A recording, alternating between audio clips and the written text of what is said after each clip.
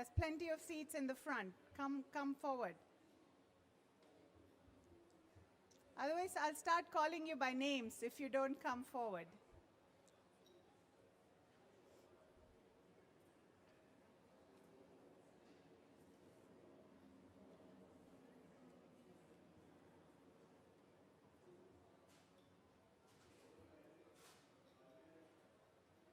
Okay, may I request all of you to sit down, please? Take a seat.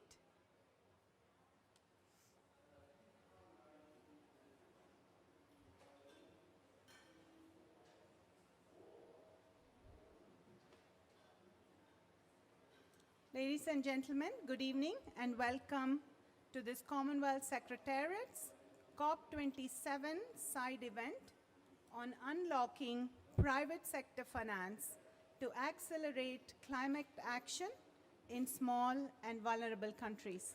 If any of you think you didn't mean to be in this event, this is your time to decide, because I'm glad all of you are here, because just before we were starting, we had CDB come and try to steal some of our audience. So I'm really pleased that you all chose to be at this event.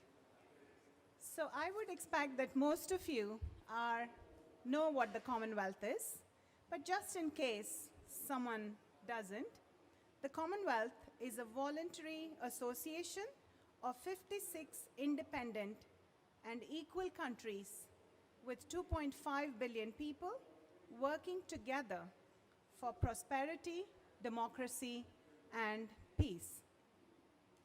So this event brings together our work and our collaboration with our member countries, St. Lucia, Zambia, Namibia, and it is based on our engagement in these countries with the private sector on readiness initiatives for climate action and climate budget tagging. My name is Ruth Kattumuri. I'm the Senior Director for Economic, Youth and Sustainable Development at the Commonwealth Secretariat, and I will be moderating this opening session.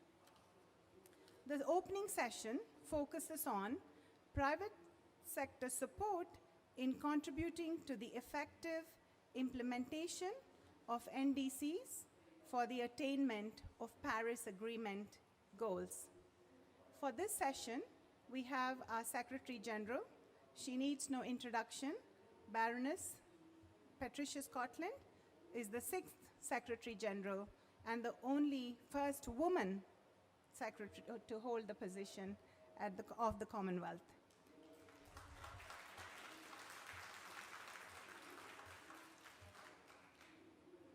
And for the opening session, we do have our partner countries. So we have Minister Honorable Sean Edward, Minister of Education, Sustainable Development, Innovation, Science, Technology, and Vocational Training from St. Lucia. And we also have Honorable Collins Nzovu, Minister for Green Economy and Environment from Zambia. With that, I now welcome our Secretary General for her welcome and keynote.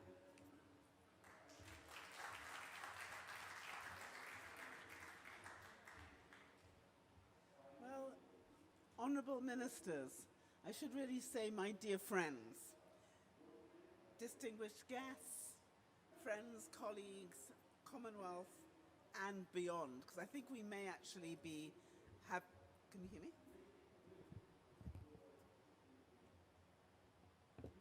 Is that better? Because I think we may actually have people joining us online as well. So good evening to you all. As Ruth was talking about how many people were here, I felt like this was part of Henry V, and I should say, we few, we happy few, we band of brothers, and add sisters. It's my great pleasure to warmly welcome you here in the room and those joining virtually. And I'd like to put on record, if I may, my thanks to the governments of the wonderful Commonwealth countries, St. Lucia, Zambia, and Namibia, for co-hosting this event with me. And in welcome you all, I would particularly like to appreciate the presence of the Honourable Sean Edward, the Minister of Education, Sustainable Development, Innovation, Science, Technology and Vocational Training from St. Lucia. I think he needs a clap. The Honourable Minister Collins Zuvu, the Minister of Green Economy and Environment from Zambia. And we have representatives I know in the audience from Commonwealth member states, our partner organizations, private sector representatives, and all our stakeholders. Now, a year ago in COP26, in the midst of an unparalleled pandemic, the world came together to breathe new life into global climate action. And we talked of a green recovery, of building back better. Yet despite the devastating impacts of climate change, which have unfolded in Africa, in Asia, in the Caribbean, and in the Pacific since then, the year since COP26 has been a story of instability, conflict, escalating crises, and lost momentum on climate action. So let me be crystal clear. We cannot compromise with catastrophe.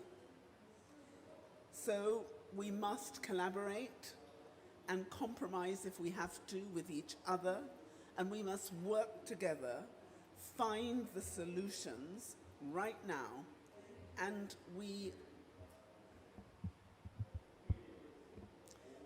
I think we all agree that we're probably falling short. And I know we can do better than this. So to address the impacts of climate change and meet the ambitious targets to reduce carbon emissions to net zero, we need an estimated $4 trillion each year by 2030. And this includes unprecedented investment for the deployment of technologies to speed the energy transition.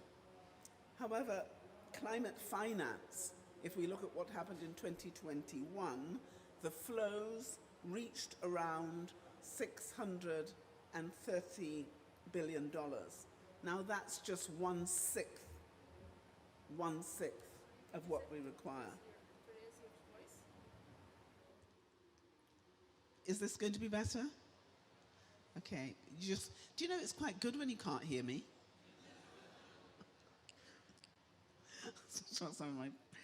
Because I think, I don't know about you, but it's been a very painful month.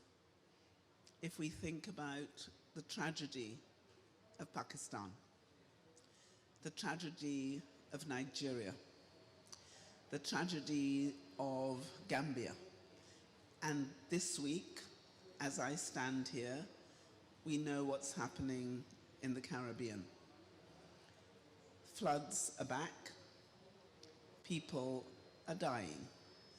And for those of the community who don't believe in climate change, who don't believe we are facing an existential threat, part of me says, turn on your television.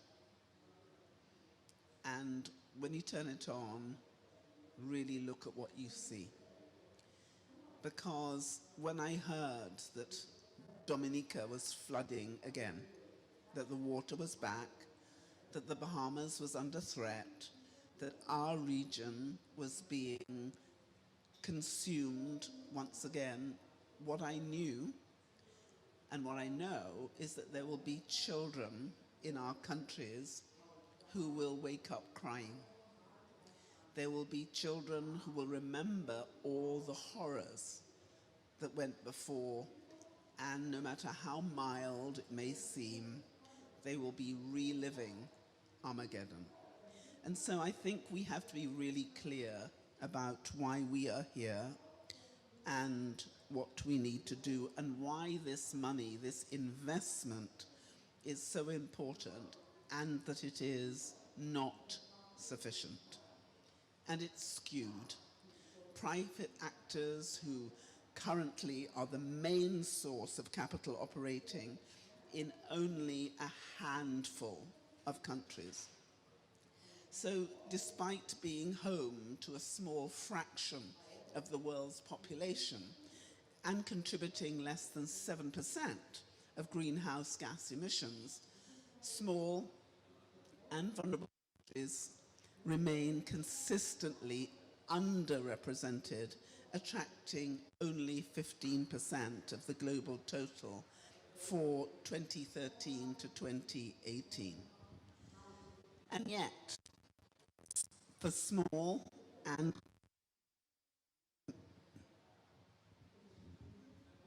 climatically vulnerable countries, addressing climate change is, as I've just described, a real matter of survival. Funding the ocean is actually pitiful. SDG 14 is the least well-funded of all SDGs, accounting for less than 2% of the Green Climate Fund allocated to ocean action. And we have to remember that these small island developing states are really big blue ocean states. They are the guardians of our oceans. And when we fail to assist them, we fail ourselves. So we have no choice. There is no choice but to mobilize and scale up all sources of climate finance. And governments must play their part and keep their promises. But the private sector must too. Because without the private sector, we cannot fill this enormous gap there is between need and finance. And the private sector has a pivotal role to play, with unrivaled capacity to invest in mitigation and adaptation in developing countries. And we need to create the right environment to enable these investments, dealing with the upfront costs, long time horizons, and the absence of data, which can sometimes make them seem just too risky. To catalyze climate finance from the private sector to prime the pump, public investment is required. But this is difficult for developing countries at any time, let alone now, when the debt-stressed, high inflation, resource-constrained context we currently face. And this is where Commonwealth Climate Finance Access Hub comes in. A successful, tried and tested Commonwealth initiative to help small and vulnerable member states access finance and scale up climate action. And I intend to deeply embarrass Uni Krishnan, Nair, who's standing at the front. I'm going to ask him to stand up.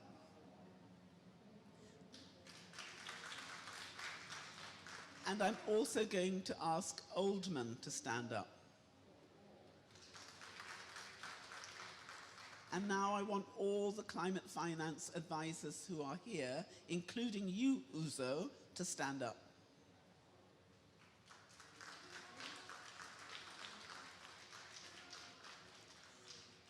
Because trust me, these are our heroes. They are the spinners of reality from dreams. I dream it, they do it. And I think I want to give a big, heartfelt thank you to each and every one of them for what they and our partners, and I'd almost like to say, would everyone who's the partner of these wonderful people also stand up? And I'm looking at some of them right now. Nobody's going to stand up. You can stand up. All our partners, please stand up.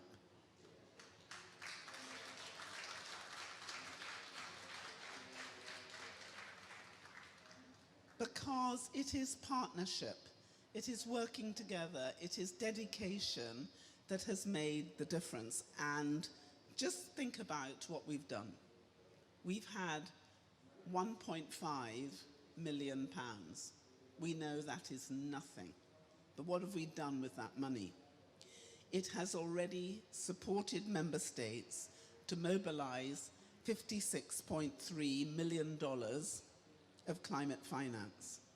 And this support not only includes capacity building to strengthen the national institutions to better access direct funding and develop the right policy environment, but it's also providing vital technical assistance for the development of robust, evidence-based project pipelines which can secure climate. And we have $850 million in the pipeline. Now, for 1.5 million, I reckon that's not bad. But we have to build on that success because we know it is a drop in the ocean. So let me give you some brief examples of what we've done. Under the Climate Action Enhancement Package initiative of the NDC partnership, the hub supported Belize, Eswatini, Jamaica, and Zambia to develop climate financing frameworks for improved alignment of public and private sector investments.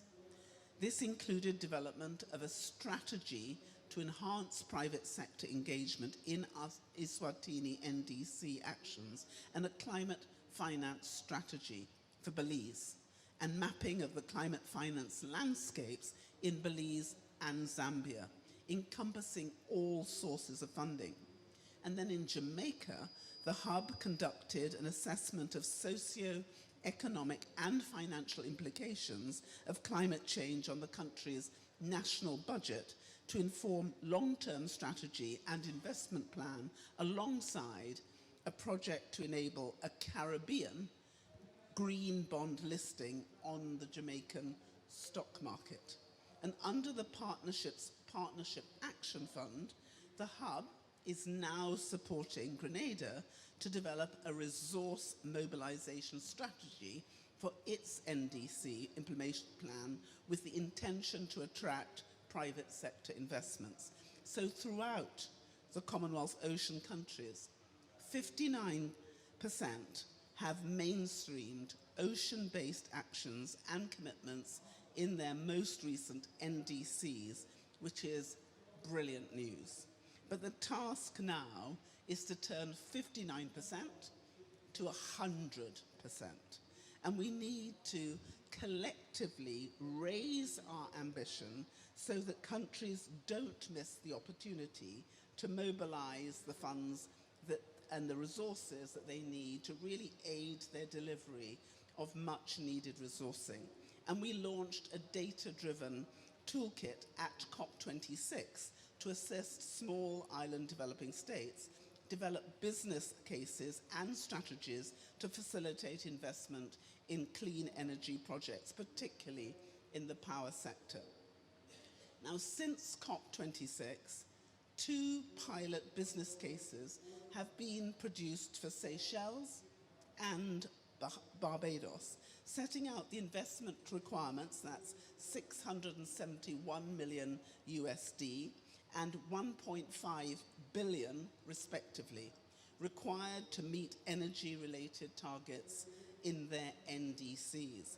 And this work has really helped us to drill down into a deeper problem, which is relevant to us all, because despite adaptation everywhere, to deal with the immense task of climate change, we need to do so much more, because it's being the basis for survival for so many of our most vulnerable. Adaptation projects receive less funding overall, and this is especially true for private sector funding. However much we strengthen the business case, mechanisms and instruments, grant funding remains a fundamental need. So it really is vital, one would say essential, that developed countries honour their commitments and pledges on delivering this financing and related technical assistance.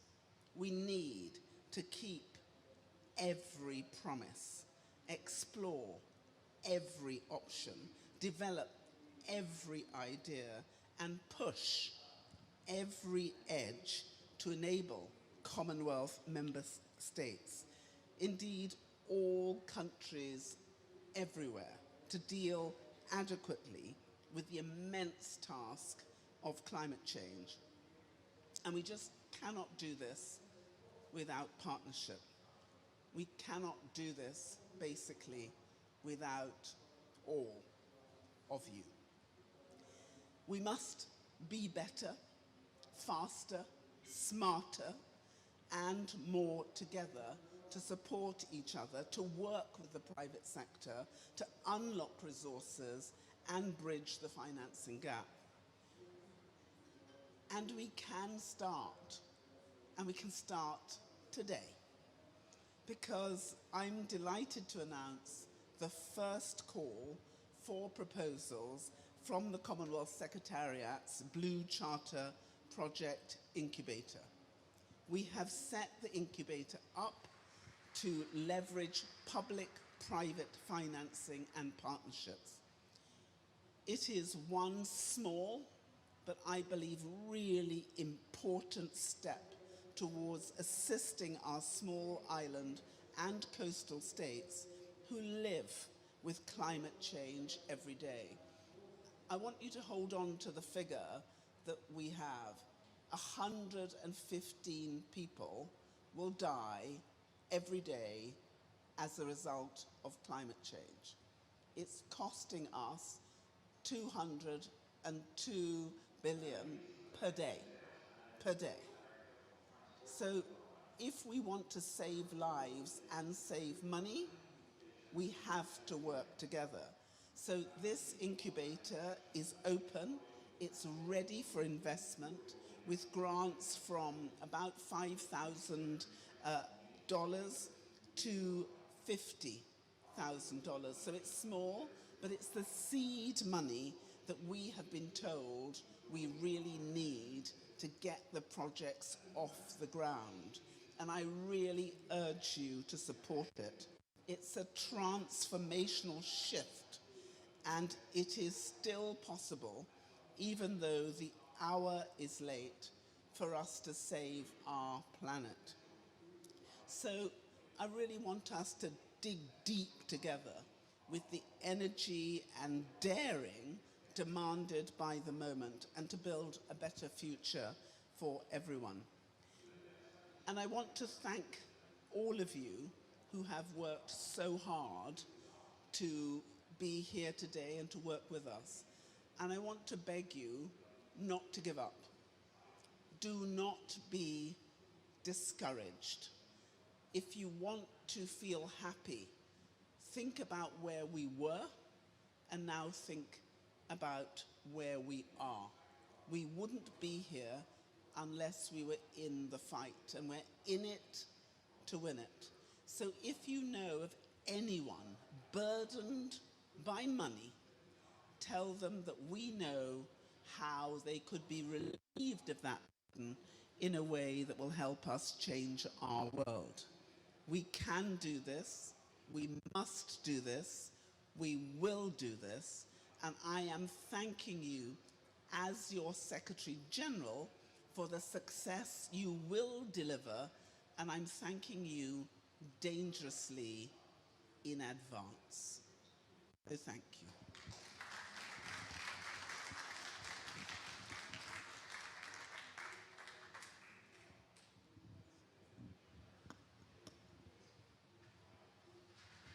Thank you, SG, for setting the scene. We now have Honorable Minister Sean Edwards from St. Lucia, who will be giving his statement. Minister? Minister Edwards.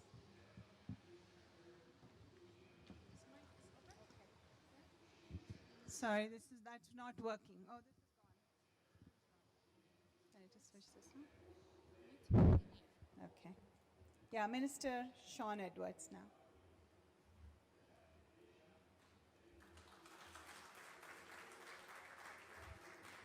Thank you very much, Ruth. Permit me to acknowledge in a very special way the hard-working Secretary General of the Commonwealth, Baroness Scotland. Let's put our hands together for her. In her own right, she is a champion of small island developing states.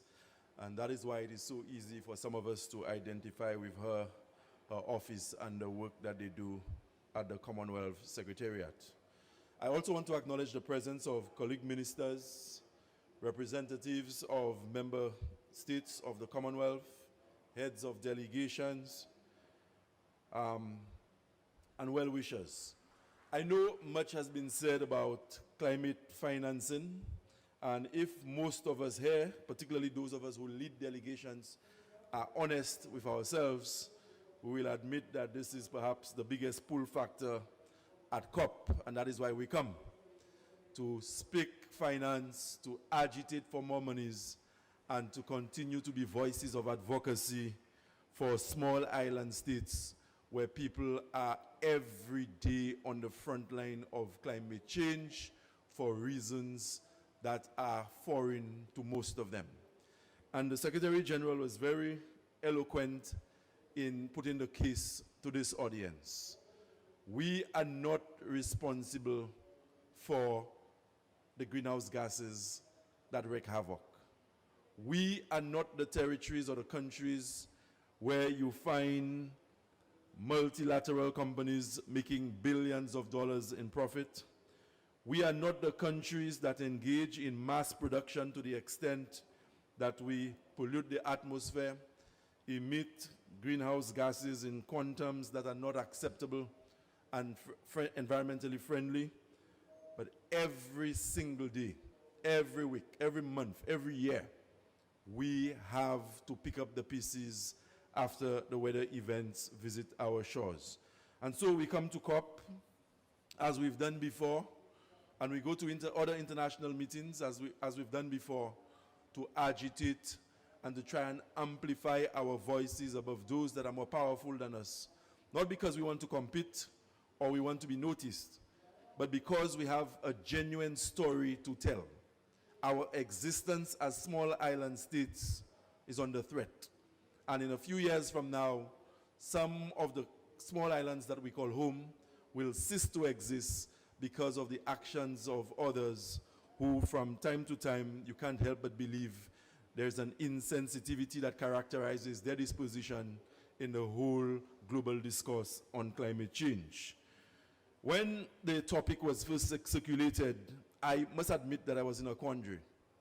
And I could not fathom and truly appreciate what is it that we were trying to say when we were asking ourselves to go after finances from the private sector. And I knew almost immediately that it could not have been the private sector in places like St. Lucia and the rest of the Caribbean, or the private sector in the Maldives and the other seeds. Because for a number of those small island developing states, the GDP alone is just a very small fraction of the profits that are realized by multinational companies. But we've also understood that in the fight against climate change, there is a role for everybody. For over a decade now, we have been agitating for more developed countries, or those we want to loosely relate to as the offenders, to make the monies they continue to pledge available to us so that we can deal with our adaptation and mitigation issues. And for more than a decade now, our voices continue to echo in meeting rooms in Europe, in Africa, North America, just name it. But the commensurate demonstration of commitment by way of resources is a far cry from not just what we expect, but what we truly deserve and we need to treat with the issues of climate change. I left St. Lucia on Tuesday afternoon. I boarded a British Airways flight to the UK, and from the UK, here I am in Egypt. And when I left St. Lucia, I had witnessed firsthand, 24 hours before leaving, a weather system dumping in the space of 3 hours 6 inches of rain that had destroyed private property, it had inflicted damage on school plants, and it had taken vehicles that were securely parked in the yards of their owners and deposited them on the streets and in the bushes. This was climate change just paying another courtesy visit to a small island state. And the only way we can actually deal with the impact of climate change is to go out there in search of resources. And on those occasions when the monies, the hundreds of millions that had been pledged and promised were not forthcoming, we could not have allowed ourselves to exist in the debris. We had to go out there and borrow. And we had to borrow and borrow. And every year the systems come, we have to borrow. And now, most, if not all, of the small island states of the Caribbean, and by extension seeds in the Pacific and elsewhere, are saddled with debt that is not sustainable. And we are saying that perhaps at this COP in Egypt, somebody will finally take us seriously. The message from the small island states of the Caribbean and elsewhere is no different this time around. But we are here because of optimism more than anything else. There isn't anything that we can say in the country statements or in the meetings that we have in all the different meeting rooms that has not been said before. We have articulated our positions, our vulnerabilities, and our plight before. But for some reason, they seem to be falling on deaf ears. I came to Egypt, this time a little more optimistic, that somebody, if not as a collective, some developed country can probably pull us aside and say, we finally understand your plight, and perhaps this is what we can do for you. We continue to believe in the different mechanisms that the Commonwealth has set up for us as small island developing states to access money. As we speak in St. Lucia, and I'm sure that is true for a lot of other countries, we have a climate finance specialist who's working with the team in the Ministry of Sustainable Development, and her role is to help us fashion policy and proposals that would attract grant funding, and in cases where grant funding may not be realizable, we will have to go after loans at concessional rates. Now, many have said to us that, look, we are giving loans to you at a rate that is concessionary or concessional. And that if they give you the loan at 2-3%, this is deemed reasonable. There was a time in our history in St. Lucia and in the Caribbean that when you had given us a loan at an interest rate of 2, 3, and 4%, that would have been considered concessional. But given the debt burden that we carry as we speak today, even when you make the loan, and I say you, I'm speaking about the international lending agencies, when you make the loans available to us at 2 and 3%, it is still a mountain for us to climb. And so we are asking for the grant funding. We are asking for there to be greater collaboration of small island states and all the different entities and the bodies that we happen to share by way of membership, AOSIS, the Commonwealth, CARICOM, etc. We have to find common ground because the threat has never been more real than it is today. Climate change poses an existential threat to small island developing states. As a result of climate change, small island states can literally vanish and disappear from the surface of the earth. As a result of climate change, innocent children whose parents work for very small amounts can be deprived of an education because the banana crop or whatever vegetable crops that are cultivated, the proceeds of which will fund the education of a child, that can be washed away in half an hour of torrential rain. We are not the offenders. The amount of greenhouse gas that we emit is negligible compared to the more industrialized countries. Yet we are the ones. When we sleep at night and we hear the sound of raindrops on our roofs, we cannot sleep because we know there's the possibility and potential of waking up next day to our vehicles being washed away, to our crops being decimated, to our homes literally being uncovered, and with the neighbors being swept away by floodwaters. This is climate change as we understand it in small island states.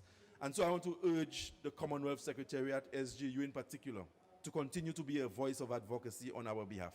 We'll give you all the support that you need to help us in getting that message across. Yes, there's a role for the private sector, but it cannot be the private sector in small island developing states like St. Lucia, where, as I said, what they make by way of profits, those who are able to realize a profit, particularly in the post-COVID environment, is just too minuscule to even consider approaching them as a potential funding source for climate change. We have to continue to agitate. We have to continue to go to the multilateral companies and the bigger countries that continue to emit greenhouse gases in quantums that are making this world an unsafe place for so many. We have to appeal to their conscience. I know there is nothing binding internationally, legally, that can force them to act. And it is against that backdrop I will always continue to call for moral suasion and advocacy. But it can only be realized if small island developing states bind together and we sing from the same song sheet. I know there is always the temptation to go it alone. I know there is always the temptation to seek a little bilateral because you believe you can get for yourself. When we allow ourselves to be fragmented on the global stage, it benefits nobody. So my message here today is that we in the small islands of the Caribbean, and by extension the members of AOSIS, we continue to be at the mercy.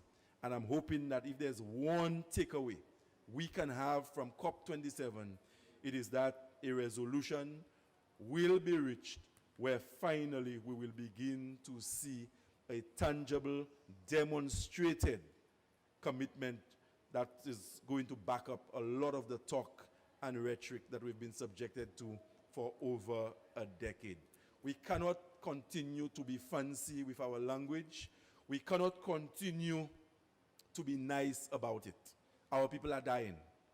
And those of us who are fortunate enough to be able to board an aircraft to go to meetings such as this one, we have a duty to our country, to our fellow men, and to a lot of our citizens who will never, ever get an opportunity to even board an aircraft, let alone attend meetings like this one where they can give expression to their own circumstances and plight.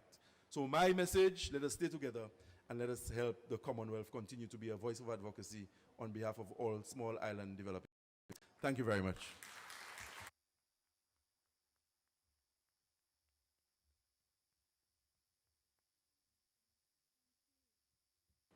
Thank you, Honorable Minister Edward. And we now have Honorable Minister Collins Nzulu from Zambia.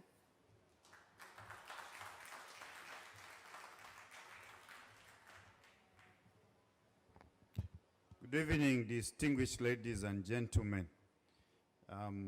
Special recognition to our Secretary General, Right Honorable Patricia Scotland, thanking you for your good works, for your hard works, and in particular for your contribution towards my country's development, issues of democracy, and really ensuring that the economy starts working. My good friend from Lucia, thank you for your passionate speech. I take some of the comments you've made as my own. I think you've made the case for the developed world to step up. I really would like to start from the topic itself. Maybe I'll take another angle. Unlocking private sector. Unlocking, it means it's locked. Distinguished ladies and gentlemen, it's locked. Private sector finance to accelerate climate action. There's climate action. There's a crisis somewhere. We'll be going together so that we look at the statement of the problem. In small and other vulnerable countries, as my good friend was talking about, the vulnerable countries. Now, again, statistics, data. The vulnerable are responsible for 4%, and yet they are the most affected. And these most affected countries are also the countries which currently are debt distressed, where currently this finance we are talking about unlocking is the most expensive. The developed world access financing at a cheaper price. The developing world access financing at a very, very high rates. Let's go down. Commonwealth for climate. I was reading it as Commonwealth for climate. Partnerships. How do we come together to resolve these issues? Distinguished ladies and gentlemen, the problem is, as a result of this crisis, obviously now, in a lot of these vulnerable countries like mine, we are talking about a crisis of water, water crisis. Water scarcity is a crisis. The food crisis, the energy crisis. How do we transition from high carbon to low carbon to renewables? We need financing. How do we ensure that we have food security in a time when we have droughts? And in my country, in certain regions which we are really producing most of our food, we have seen a decline in the rainfall. There's food insecurity now in the country. How do we ensure that we have water security? And again, in the advent of climate change, we are receiving less and less rainfall. And because we need to develop, and our development is anchored on the utilization of those natural resources, and the poor of the poorest among our people live among those natural resources, we've seen deforestation going up. In the agriculture sector, again, before I leave it, one of the biggest contributors to CO2 emissions in my country, how do we transition to climate smart agriculture? How do we ensure there's high productivity per hectare so that we do not plow bigger lands? These activities need climate finance. These activities need us to unlock private sector finance. How do we do this? And I was glad listening to the Secretary General saying there are specialists here. Where I come from, we call climate finance a moving target. When you reach here, it runs to the next level. But at the same time, ladies and gentlemen, all of us in this room agree that we need to accelerate access to this finance. We need to unlock it. How do we do that? Your Secretary General, I was amused. I was talking to one of my colleagues here in Europe, and they were complaining, and rightly so, that the Ukraine-Russia war has resulted in food shortages, energy shortages. And I was telling them, when you come to Zambia, there's a big landmass, favorable conditions, water resources. You can invest in that energy. We are able to risk your investments. So why aren't you coming there? We are not only looking at concession of funding and loans and soft loans, we're also looking at the private sector. How do you come to our countries to work with us in public-private partnerships? We work with you, de-risk that investment, export to your own countries here, because you are not food secure. You do not have as much land as I have back home. The conditions right now in many of our countries, like Zambia, for example, are ripe. We have what we call a public-private dialogue forum, where we look at all the conditions which speak to unlocking all the difficulties for the private sector to invest. We ensure we promote good governance, we fight corruption, we utilize our resources efficiently. We want to partner with yourselves. Right now, most of these countries you see, whilst highly indebted, they are endowed with all these natural resources. When you look at the energy transition, for example, between my country, Zambia, and the DRC, our neighbor, we hold over 70% of the minerals required for the electric battery value chain, for example. Why can't we unlock that financing to invest in the renewable sector?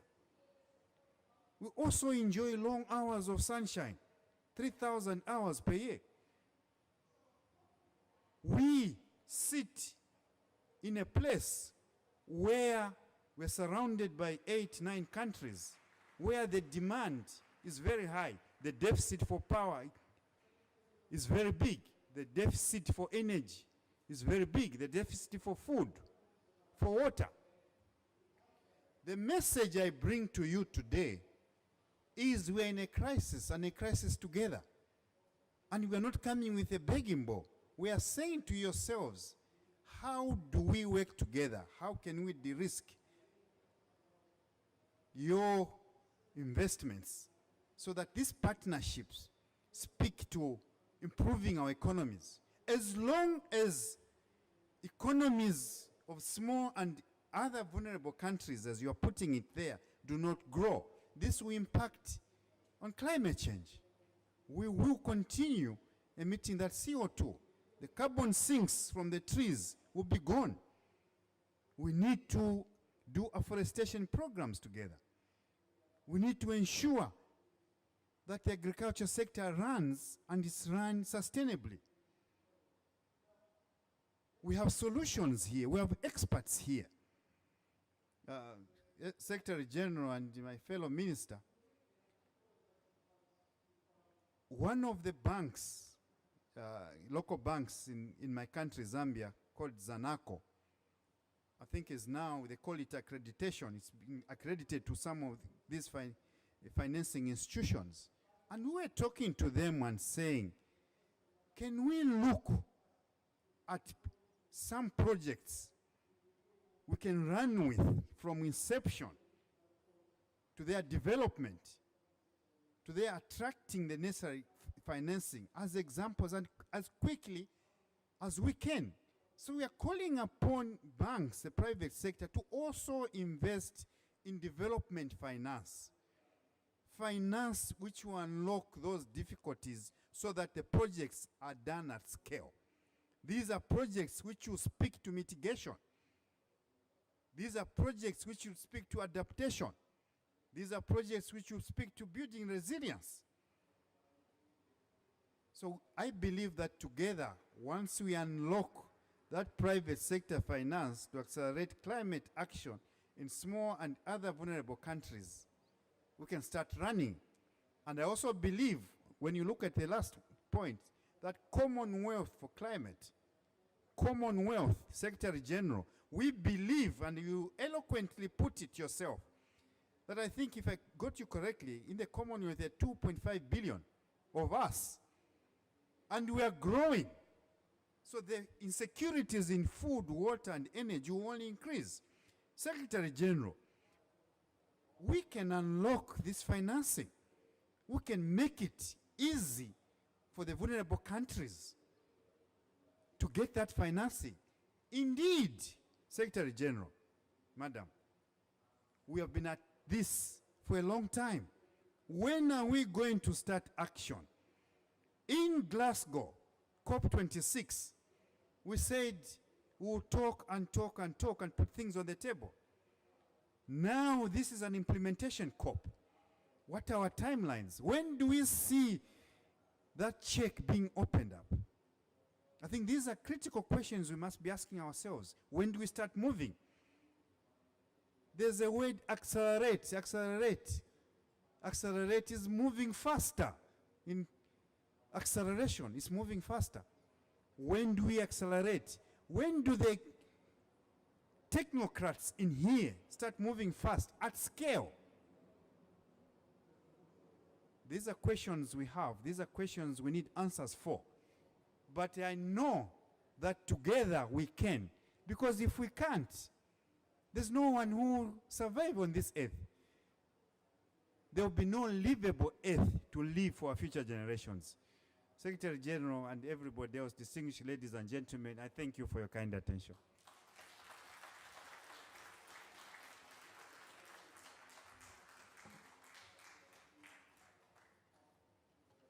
So we've heard some really inspiring and strong statements by the Secretary General and our ministers.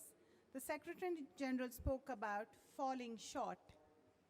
And we had Minister Sean Edward talk about the biggest pull factor for coming to COP and working as a collective. Minister Collins talked about unlock private sector, moving faster, together we can. He also spoke about Commonwealth for climate. I just want to highlight a few other initiatives. I'm sure some of you have heard about the Sustainable Markets Initiative, which was launched by then Prince Charles, now King Charles, and head of the Commonwealth in 2020. And he consulted with all the heads of states on this initiative.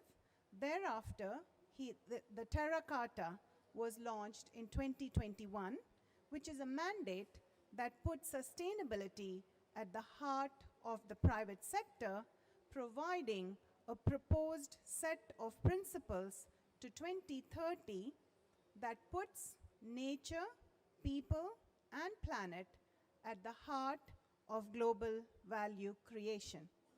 Therefore, at the Commonwealth Secretariat, we are committed to co-creation and sharing of knowledge and our common wealth for protection of our planet and our people.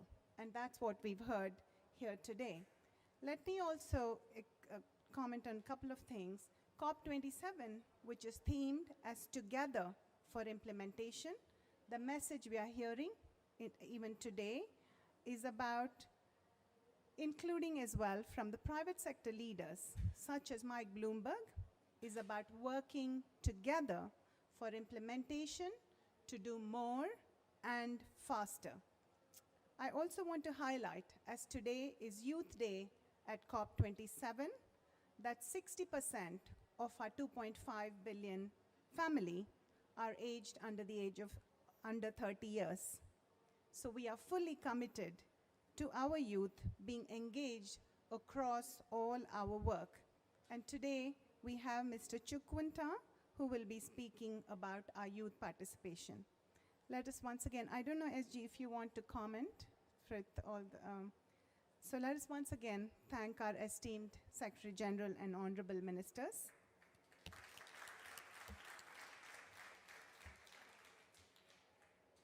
I also want to thank all our participants in the technical session later today. And with that, we now hand you over to Ms. Raquel Moses for the next technical session. Raquel.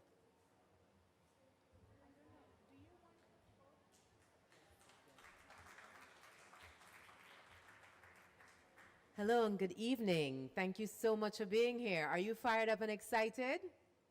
Listen to me. You're here. It's late. You clearly decided to be here. So I'm hopeful that you are fired up and excited about the ability to unlock private sector finance, to accelerate climate action in vulnerable and other small countries. So we're gonna let the ministers and the Secretary General take a photo, and then we'll get into the technical session. So while they do that, I'm gonna ask the panelists to come up and join us. Can I have Ms. Duduzile Masina join us on the panel? Ms. Karen Sack. Ms. Karen, wonderful Karen. Benedict Libana, Vanil Narayan, Gareth Phillips, and Andreas Ruman.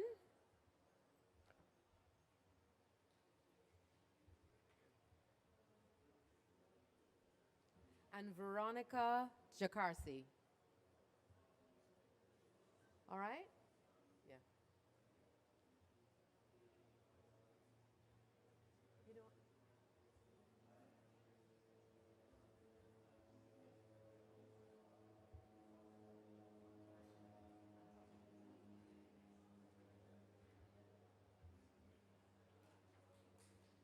All right, wonderful, and thank you all. Can we please welcome the panelists?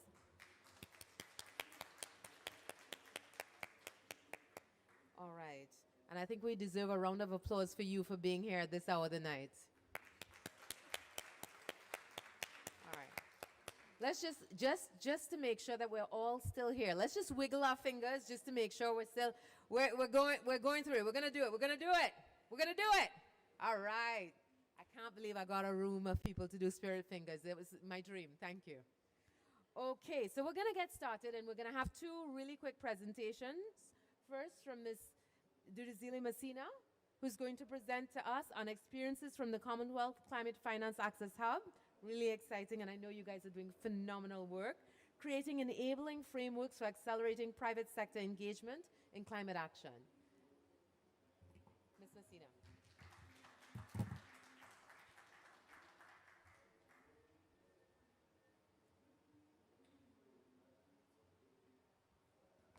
Thank you very much, and a very good evening to all friends and partners in the room. It's such a pleasure to share briefly about our experiences in Swaziland working with the Climate Finance Access Hub. And as I've been introduced, I'm Duduzile Nhlengethwa Masina, but you just call me Dudu, not because I'm doing you a favor, but because that's what I'm called at home also. We were very honored and very grateful to have support from several partners as we were developing our NDC. And as part of that, we also worked with the Commonwealth, and we were very, very grateful for the support we got. And particularly, we got support to do the CPIR, where we found out how much the country is already spending on funding climate action. Sometimes we find that we do not know, we think there is nothing there, but there is actually something, it's just not accounted for as such. And this for us is a critical step because it particularly went into what government is contributing, and it becomes a tool also to say to the private sector, look, we are not just transferring the burden, we are doing something as government. And we also then had the private sector engagement strategy, which had a very specific objective, which was to enhance private sector engagement, not only to finance, but to also support and implement climate action. But here we need to talk about technically sound and financially viable risk-informed mitigation and adaptation, which means we also have that challenge and task ahead of us to make sure that we identify action that is technically sound. But to do this, we also need to work with the private sector. And as such, we are saying they can also support us in doing this. The process had faced challenges because we're in the COVID era. We're very grateful to the Commonwealth Finance Hub that supported us with a climate finance advisor. Working remotely, he was able to work with us and do the work. I will not go into the details in the interest of time, but while this was happening, we also enhanced our NDC, and it has both adaptation and mitigation components. We enhanced, we added more sectors, we added more commitments within the sectors, and we would like to do this with the private sector, both at home and be able to also unlock external private finance to support us implement our NDC. We found that we needed to understand how the private sector is structured at home, and by and large, it's mainly small and medium enterprises. Most of them are low impact, and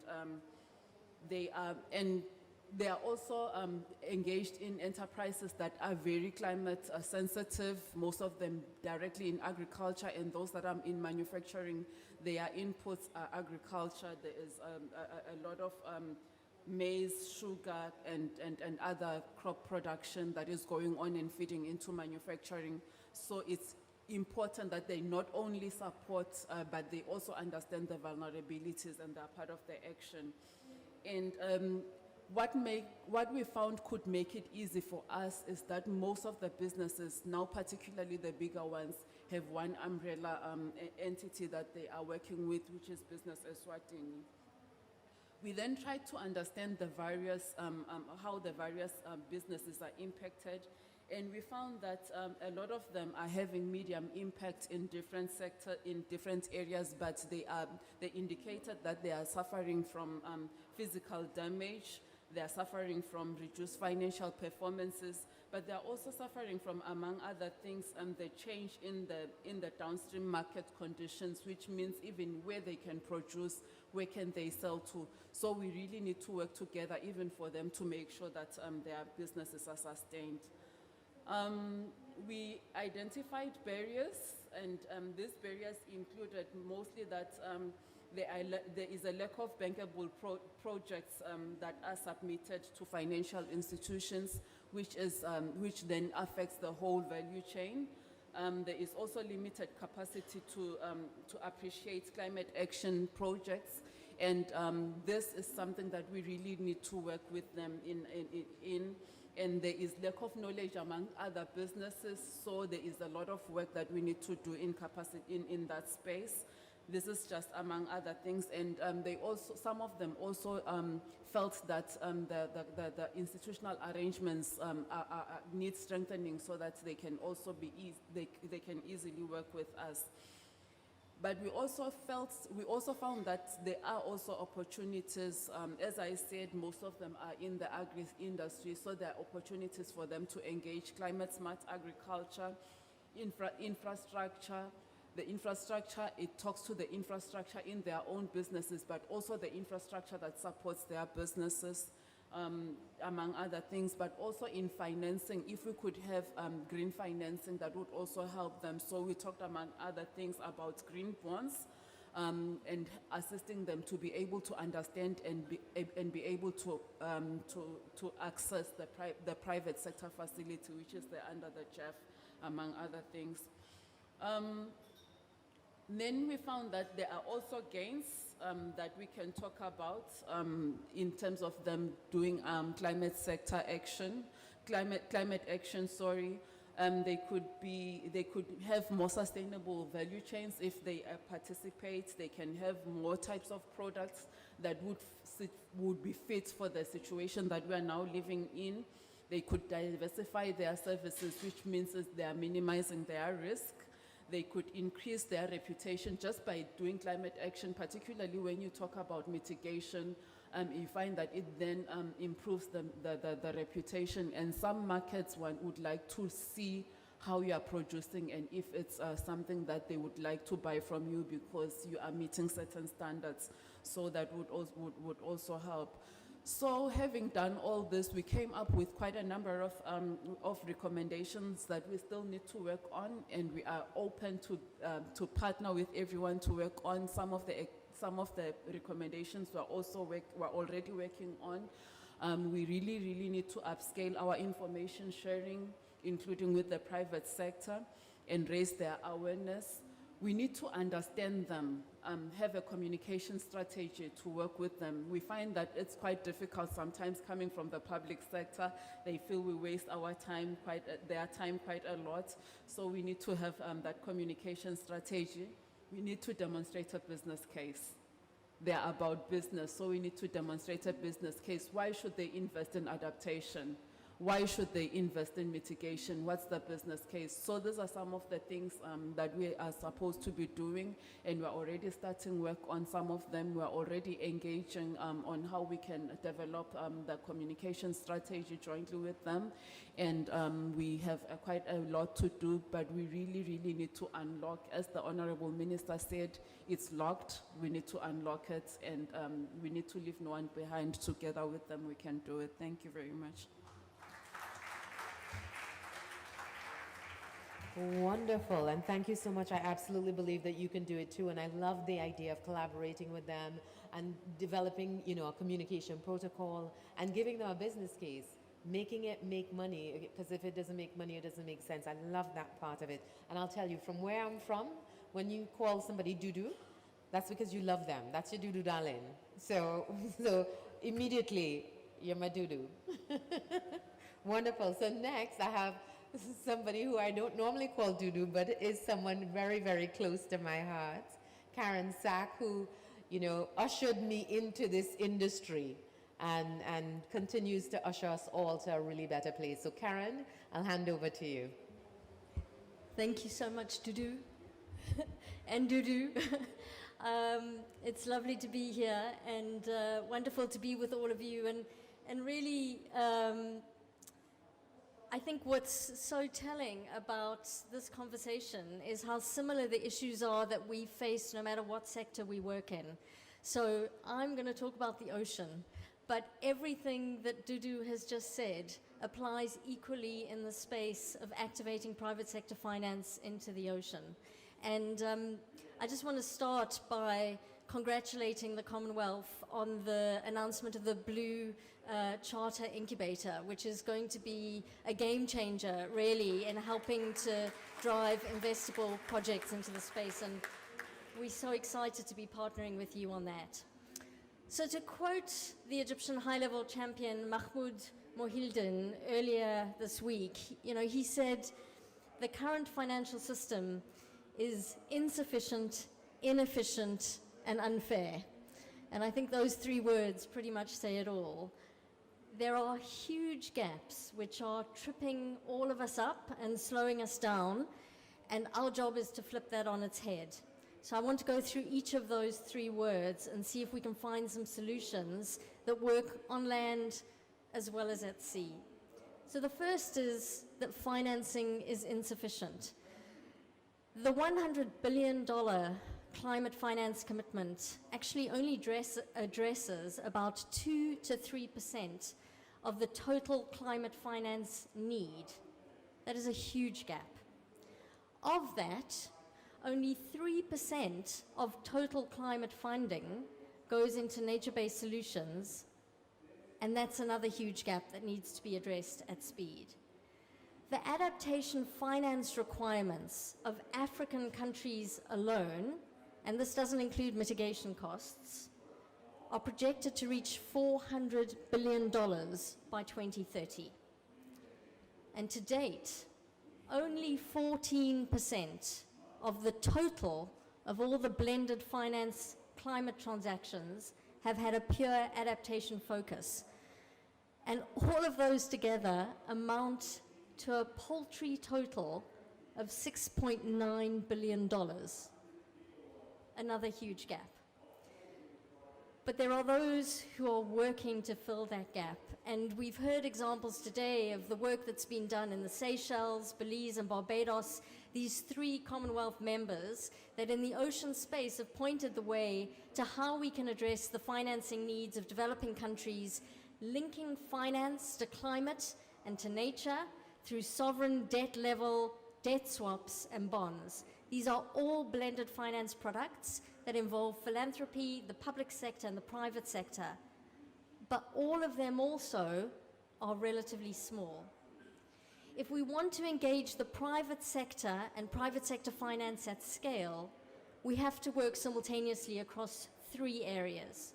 We have to grow the pipeline of investable projects. We have to reduce transaction costs, which is key. And we have to de-risk the opportunities to significantly scale investment.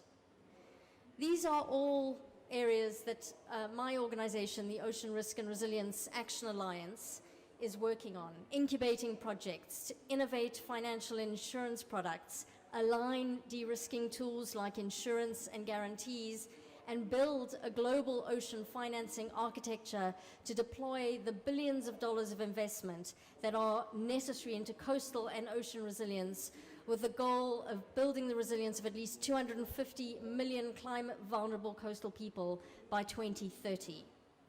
If we look forward, if we're to properly tackle the adaptation finance gap, we need to reposition on debt swaps. We need to move away from only doing debt swaps when a country is close to default, and instead to look at proactively using them as a tool to restructure debt, to make it more sustainable, and to create fiscal space for small island developing states and least developed countries, moving investment into new markets that are more affordable. And that leads me to the second word from our high-level climate champion, that the current climate finance is inefficient. As we heard earlier, it can take 2 to 5 years to negotiate and finalize a project, a deal or a debt swap, and it can take the same amount of time to develop, submit and negotiate applications for climate finance from development finance institutions. That's just simply way too long and way too cumbersome given the action that's needed immediately. So we have to inject efficiency into this. We have to expedite action, particularly where it's aligned with country NDCs. We've got to simplify the deals with established key performance indicators that are aligned with NDCs. And we don't need to wait until those KPIs are perfectly developed. We have to move now with investments that are responsive to NDC commitments so that capital inflows can align with needs. And we need credit enhancements like guarantees and risk transfer tools if we are going to incentivize countries to act before they're in debt crisis and to mobilize that private sector finance. Without those credit enhancements, the private sector will not enter the field of play. Every global development finance institution needs to be involved. They need to be providing credit enhancements if we are going to increase efficiency and investment, and it's imperative that Commonwealth member states work together, united, to drive that action forward. Perhaps there's an opportunity for the Commonwealth to actually seed a pan-regional guarantor entity to guarantee some country debt. In essence, a community savings club that goes global to underwrite some of this additional investment, de-risk it, and open the door, unlock that door for the private sector to come in. When the Seychelles, Barbados, and Belize did the debt swaps, the result was improved credit ratings. And that's, according to our members from the private sector, the absolutely key indicator for interest by the private sector. Essentially, nothing else matters to them because their engagement, again, is about de-risking. So finally, the third word, which is that current climate finance is unfair. For every $10 a most vulnerable country, a V20 country, pays in debt, they have to pay at the moment another $1 because of climate vulnerability. For the 40 most vulnerable countries, that meant an additional $40 billion in interest payments between 2007 and 2016. And the interest rates on debt for the V20 are higher because of their climate vulnerability. So they're absolutely trapped in a vicious cycle. So how do we create more fairness? In finance terms, really what we need are new bonds swapped for old debt with a significant haircut. We need comprehensive debt for climate refinancing. Debt for climate and debt for nature swaps at scale that are linked to climate prosperity plans, where resources can be freed up from debt servicing and invested into adaptation and nature-based solutions that are more resilient and lay the ground for more inclusive and sustainable growth. We've heard about the need for early stage public and philanthropic funding for deal origination, capacity building, and acceleration. But what this is truly about is three things. It's about radical collaboration across sectors to create the enabling environment, financial innovation to bring the multitude of projects and ideas to investable opportunities, and regional finance pools to engage the private sector and reduce transaction costs. The Commonwealth has a tremendous opportunity to lead the way here, to build that radical collaboration with the private, the public, and civil society partners that's needed for financial resilience, to support building the stable regulatory and policy environment. And here's the dream that the Secretary General spoke to take the idea that Commonwealth member states are so good at on the ground of community savings clubs to the level of the Commonwealth community, to aggregate finance, to pool risks, and to open the door to the private sector to deliver the trillions of dollars in adaptation financing to really tackle the biodiversity and climate crises. Thank you very much. Thank you, Karen. Thank you so much, Karen. That was absolutely brilliant and wonderful. I missed the speech where he said it was insufficient, inefficient, and unfair, but that's something that you can't forget. And I think he's absolutely right. And the data that you use to back it up really helps to make the case. And certainly, we've been big fans of the debt for nature swaps, but you're right, there's a lot that needs to be done to get those sort of fit for purpose and right-sized. So now we're about to have a lightning round. Who's ready for the lightning round? Lightning round of panel discussions. The panelists look nervous. As they should be. So we're about to hit the lightning round of questions and answers. And the first question is going to be from Mr. Benedict Libana, Chief Executive Officer of Environment Investment Fund of Namibia. And the EIF is currently the only accredited entity with GCF. Being a public institution driving both the environment and climate change agenda, what approach is EIF taking to attract private sector participation to contribute to your ambitious NDCs? Thank you. Thank you very much for the question. Let me thank the Commonwealth for inviting me to this very important side event. The issues that we're discussing here are extremely important to our countries to scale up financing. Just to introduce the EIF, which is the Environmental Investment Fund of Namibia, it's an entity that is 100% owned by the government of Republic of Namibia. We are accredited to the Green Climate Fund. Our mandate is to mobilize both domestic capital as well as international capital for investment and deployment into climate change assets, as well as biodiversity conservation and sustainability.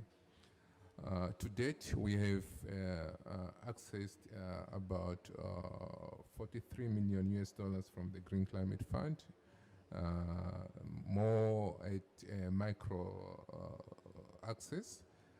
That is a simplified approval process, projects, 2 of them, enhanced direct access as well as a normal track. 2 of the projects have closed or are closing. So we are at a second round of access to the GCF. But a lot has been learned in the process, and just to turn the gear into attracting private capital is that the lessons that we've gained working with the Green Climate Fund and other multilateral environmental funds, as well as DFIs, such as the French development agencies, has taught us that in order to scale capital on private financing, we need to come up with innovative financing platforms that will enable us as a country to implement our NDCs and access climate financing at scale. And what we've done so far is that we've designed a blended financing facility as ERF in partnership with international entities such as Invest International as well as Climate Fund Manager. And this facility is coined the SDG Namibia 1 investment facility, mainly for the green hydrogen investment in the country. So our aim is to raise about $1 billion US towards equity investment into the green hydrogen facilities. So we launched this facility on Tuesday this week here at COP, and we have so far secured about 700 million euros towards that facility, of which it's a combination of concessional and non-concessional structure of capital. And the idea is that we use that to de-risk private sector investment and also other form of capital. And within the blended financing ecosystem, we've got 3 funds: the development fund, the construction fund, and the operational fund. And the idea is to de-risk projects from preparation processes and move them to construction and final decision making at speed and funded by grant capital. So, and that is something that has worked before when we deployed a line of credit with the French Development Bank for investment towards renewable energy, sustainable agriculture, and tourism in Namibia. So we worked with the private sector to deploy such funding, and we used technical assistance facility of a grant kind of capital to build a pipeline of high quality projects, and we feed those projects to commercial bank. So such kind of structuring makes the whole process agile. Instead of taking more than one year of preparing a project, it takes about 3 months or so to get the project to bankability because of the availability of high concessional and high risk capital to support the project preparation phase to bankability and then feed it to the banks. So far we are so excited with the new blended financing platform, the SDG Namibia 1 Fund, and this will start to roll out next year, Q3, in terms of investment towards these assets. I think in a nutshell, I'll stop there. Yeah. Thank you so much, and we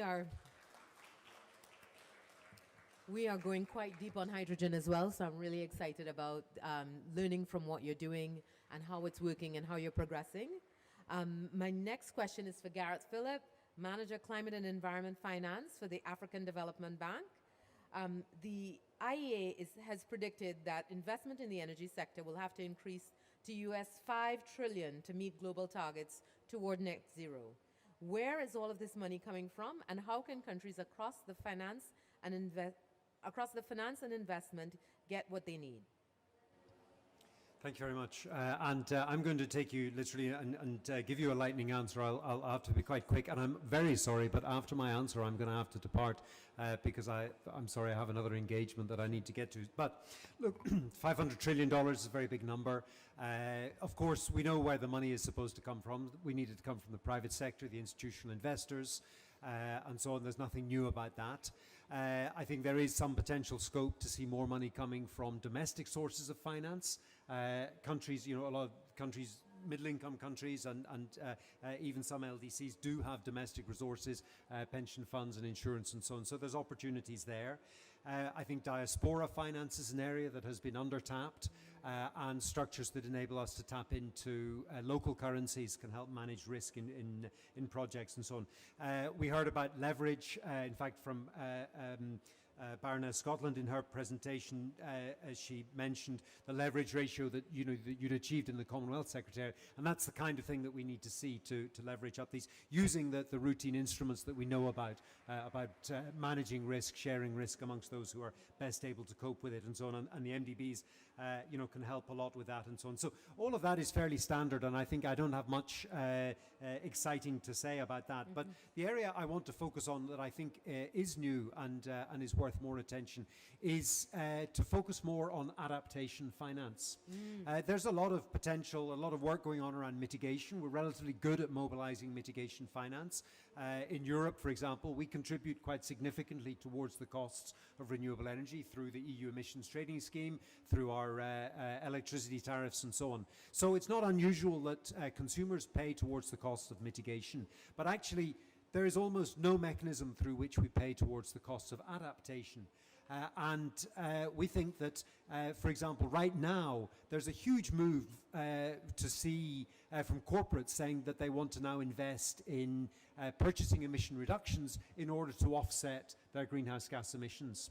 So what I would like to propose is that we see more effort placed towards inviting corporates to contribute towards adaptation costs. For example, to contribute towards climate adapted supply chains or positive adaptation goals. Now, I don't have time to go into more detail, but for example, they could contribute towards climate resilient agriculture targets for a developing country. So there are lots of things that we could do in that way. And at the African Development Bank, we're developing a mechanism called the Adaptation Benefits Mechanism. And one of your Commonwealth advisors, Sam Ugala, he's on our methodology panel to actually help us develop and describe what adaptation would be. So he's working, and Eswatini has also been one of our supporting countries in Africa, along with Uganda, Cote d'Ivoire, and Kenya.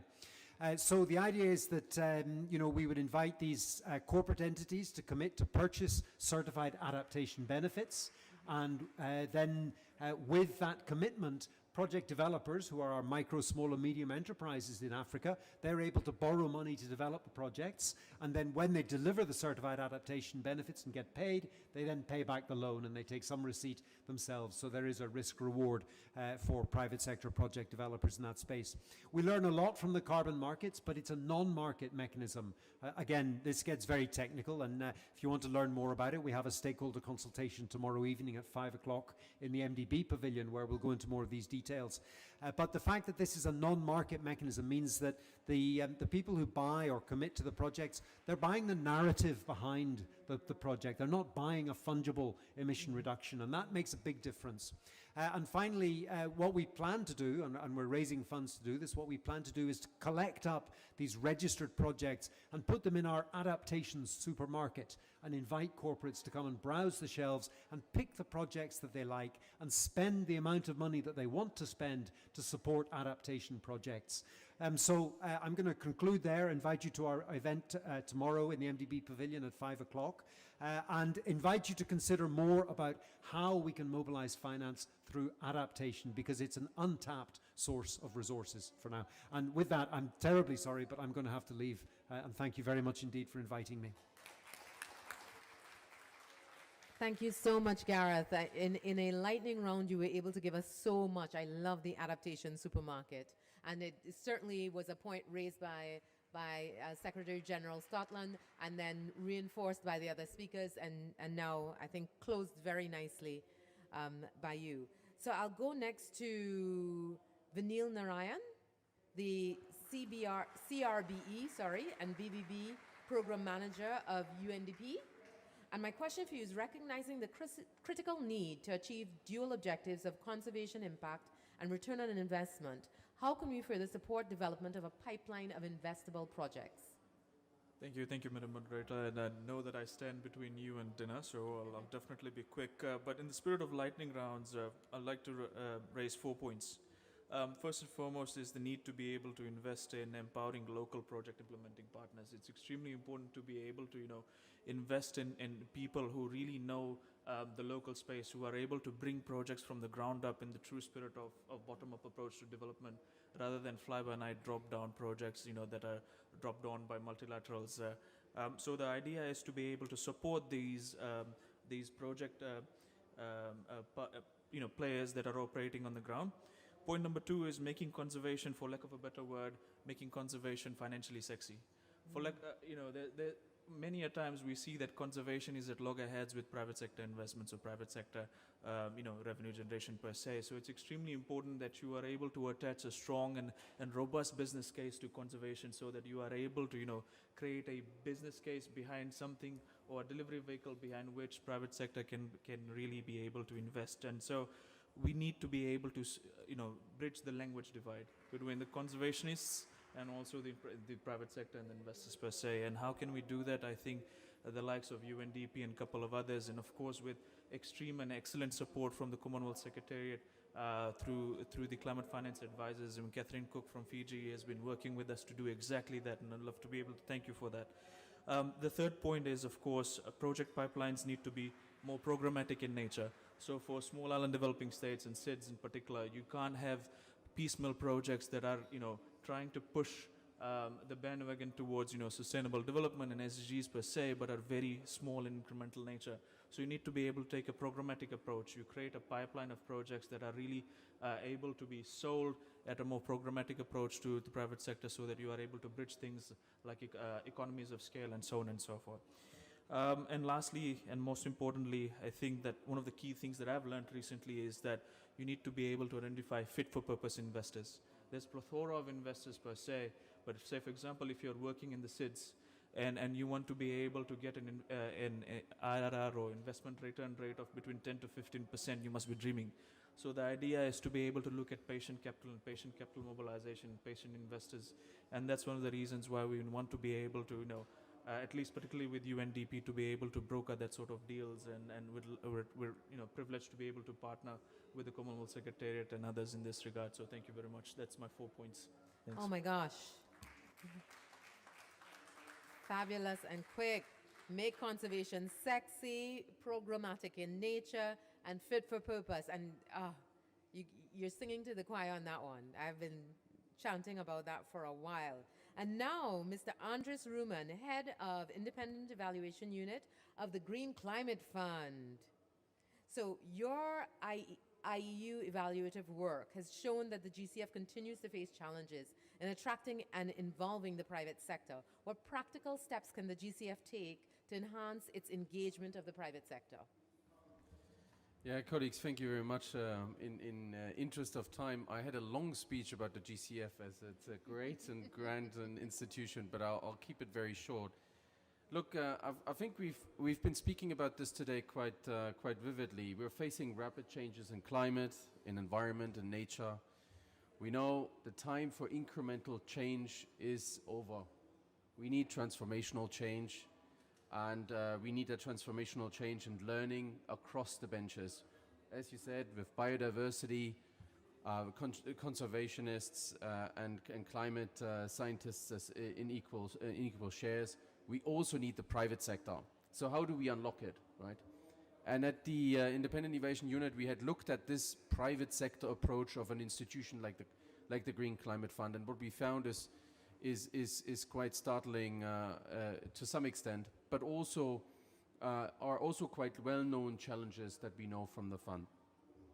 So let me phrase it in a way of what we truly need in 6 very brief statements. So first, a catalyst is needed. We found with the GCF, it's still unclear if the GCF wants to do leverage or if it truly wants to catalyze the finance through the systems that are there in the countries, and therefore take the people on board that it has in the countries already to make that transformational change, that paradigm shift that we need. Secondly, we need country-drivenness with a plan. We found that in project development, the country-driven element is still not effective and efficient as we would like it to be. Country programs are not used to the extent possible. And that limits country ownership and true country ownership to a large extent.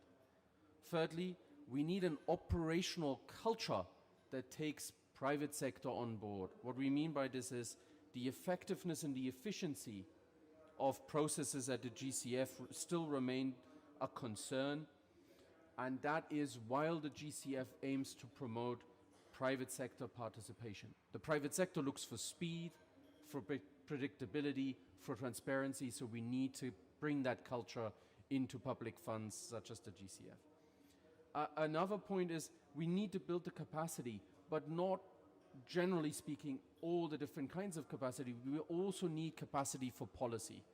So we found that in particular when we talk about adaptation, the GCF support for policy and regulatory reforms, so the enabling environment that we would need to filter through the adaptation finance we so desperately need in the countries, is not yet done to the full extent. So we need to look at how can we bring also private sector into the conversation of policy and regulatory reforms in a very consultative manner, so it makes sense to both the public as well as the private. And then while we are at finance ought to be local. So we need to look at this question of how can we involve the financial intermediaries and the local private sector in the countries. We're talking here about medium and micro and small size enterprises that ought to be in this conversation to truly create a climate management system in the country that helps to empower everyone. And that is by chance also one of the mandates of the GCF, to bring that local engagement of private sector, in particular in vulnerable countries and the small island developing states, as we heard today. And lastly, the enabling environments, generally speaking, are often overlooked. So when we look at the question of results at the GCF, we find that enabling environments for private sector, and also, as I said, for private sector adaptation finance, is still not at this level that we want it to be. We ought to think about how can we sufficiently challenge finance through direct access for the countries, and again, in particular, involving the small, the least developed countries and the small developing small island states. Thank you very much. I hope that has been lightning enough. No, it was terribly lightning, and I really appreciate it. And I love bringing the private sector along and meeting their needs at the same time. We also need more accredited private sector entities. But yes, so lots of gaps to close. But I think the thing that the GCF has working for it phenomenally is everyone knows the GCF, and so you're ahead of the game in that way. And so taking the steps that you've outlined, I think, will make a really big difference in getting the private sector more engaged, more to the table, and bringing the funding that they have to unlock the potential of projects. So with that, I ask Ms. Victoria Sadula, in 1 minute or less, the challenge has been handed to you, to sort of to give your sort of overview of the session and your remarks. Thank you very much. Victoria Sabula was not able to make it. She's my hierarchy, the Chief Executive of the Africa Enterprise Challenge Fund. I'm Veronica Jakarasi. Oh, I'm so sorry. I'm the head of climate finance at the same organization. I think when it comes to unlocking climate finance, it's largely about the trust issue. It's a trust game, and I will take it from the Secretary General following the launch of the Blue Economy Innovation Fund. When we launched our Blue Economy program, it was largely, have you done it before? But it took just that one investor to believe in us, that they can do it, and we have never been the same. So it goes back also even to countries that we operate in. We operate in sub-Saharan Africa, and we also deal with fragile contexts as well, where we have been saying, because of high risk, the interest rates are high. And then you have over 90% of the southern, sub-Saharan Africa, or Africa in general, having interest rates higher than the traditional, because then there's this risk premium, and worse off for small islands and vulnerable countries. So the question is then, how do we de-risk those communities? So where do we get the catalytic funding to accelerate investments in those areas, and then beyond the traditional risk that they're already facing? So there's that level of additionality of risk as a result of climate, and who is going to tackle that? And the other discussion was, as we're going to be evolving, we are talking about resilient and climate smart agriculture, we're talking about organic food production. Who is paying for the premium of that organic production. So it's a whole continuum that you really need to be handling. And I think my colleague from GCF mentions even the aspect of policy to say you need good quality regulatory policies. But in vulnerable countries, you'll never find good quality regulatory policy. So you need somebody to just jump in and say, we can do it, and who will influence policy. So who are those people? Who are that private sector, and how are they coming in? So I think largely that is what Africa Enterprise Challenge Fund also seeks to achieve, and basically through our bilateral partners as well as through the work of the Green Climate Fund. So I think it's an exciting space that we really need to really look at and say, what is it that needs to be done to unlock the climate finance, and also not to crowd out the private sector as well. So where are our entry points, and what is it that we really need to do? Thank you very much. Oh, brilliantly done. And Veronica, my deepest apologies. I introduced you properly at the beginning and then somehow went back to the wrong notes. But thank you so much. That was a fantastic summation. And so now, for the sum up of the entire event from the Voice of the Youth, Christopher Chikonta, Commonwealth Sustainable Energy Transition Action Group. Please join us on stage.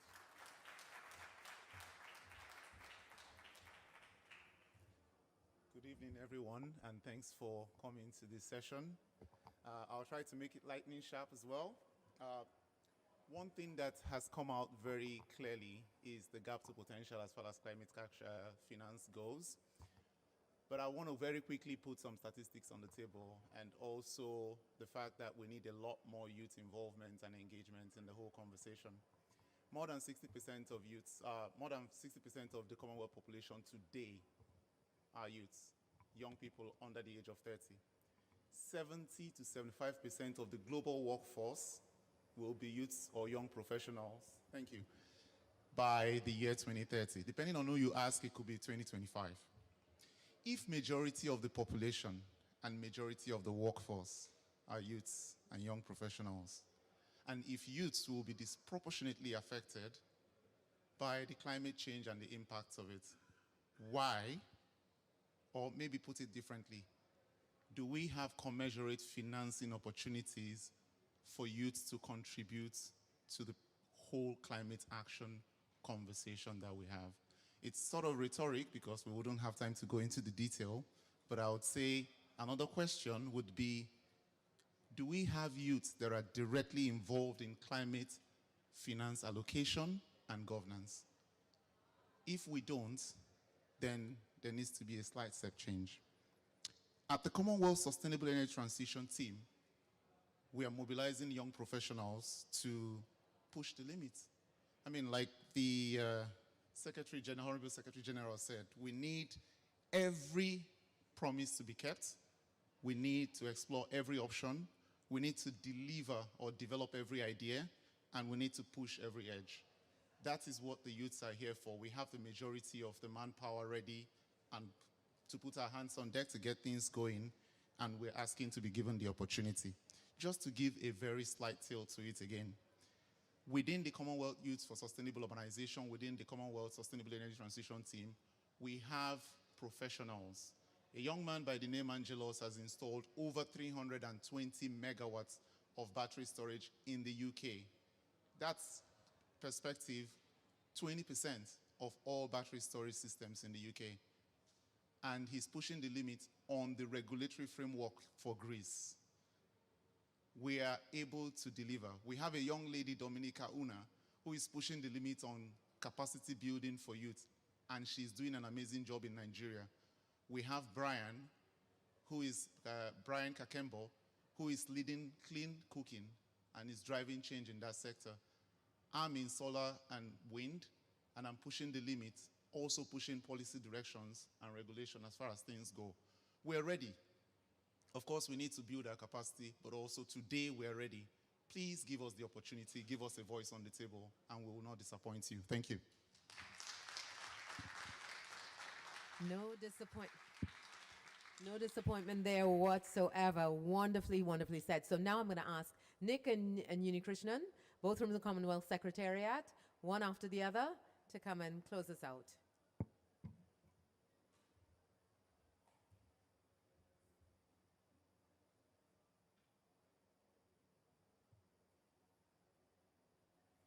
Can I get the... So, is this still working? Yes. I'm going to leave it to Uni to close us out. I just wanted to show one more time this call we've got for the Commonwealth Blue Charter Project Incubator. It is live. This is the website. If I can just get that up there. Please go in and have a look. It's got all the details you need, frequently asked questions, all about the project incubator, and an apply now button, which if you click, takes you to the online form, which is very simple to fill in, just 3 pages like this, with simple boxes. We want your projects. We want them now. These are projects that are going to address exactly what you were saying the GCF is looking for. It's going to be government-led with a plan. If you need to develop the plan, put a project in here to develop the plan. It's going to build policy capacity. It's going to enable countries to take the lead on these issues. So please go in. We want to get your contributions by the deadline of 10th of January 2023. Thank you very much.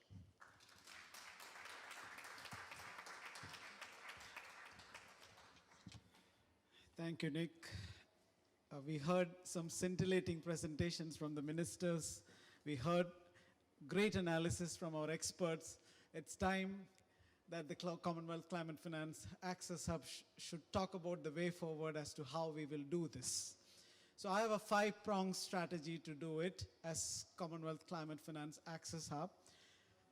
As Andrea said, enabling policies, establishing the right climate policies. We know that climate policies and financing are complementary, and better policies incentivize private investments. So we are committed to work with member countries on multiple aspects to enable better policies in the ground through the work that we are doing with the Commonwealth Climate Finance Advisors. 2, institutional capacities.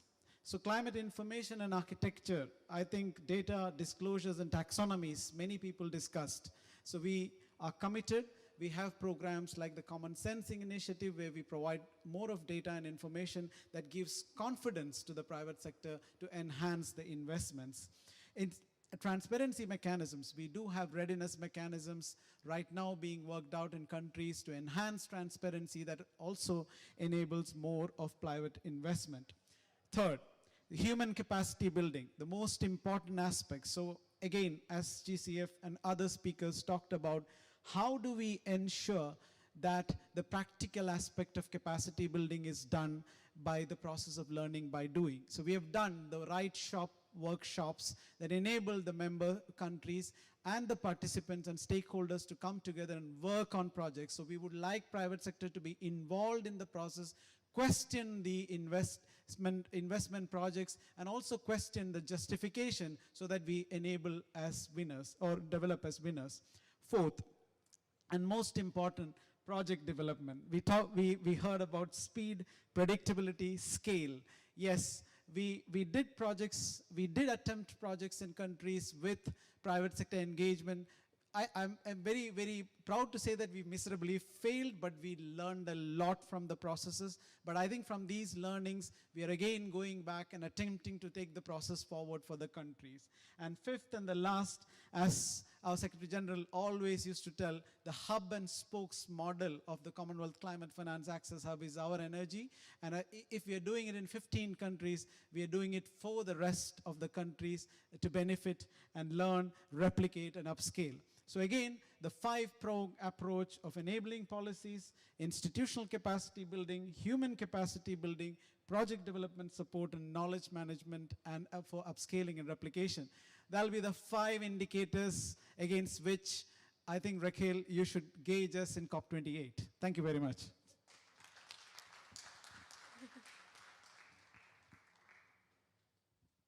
And just wanted to add that we have these QR codes to scan at the end. before you go out, so we can find out what you thought of this session. So thank you. All right, so thank you all who stayed to the bitter end. Are you ready? Are you ready? This is where it starts. We have the youth, we have the experts, we have the money, we have the will, we have the energy, and you guys stayed here till the end. So this means that we're gonna do this, right? No. Are we gonna do it?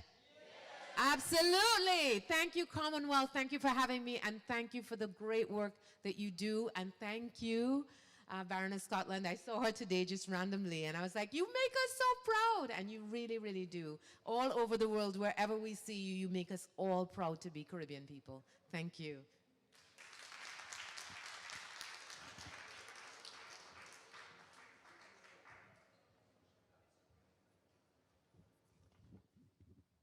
I just wanted to say, I think I have the dream team. You can see all of them, and I want to say a big thank you to all of them, but you need to know that you are all now part of my dream team.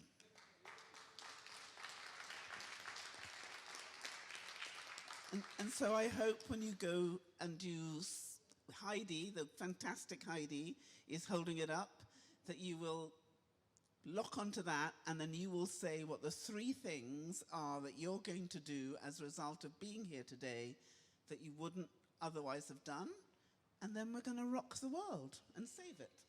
So thank you.